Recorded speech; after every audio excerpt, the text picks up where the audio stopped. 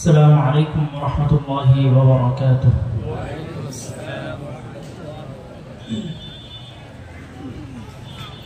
আপনারা সকলে কেমন আছেন? আলহামদুলিল্লাহ।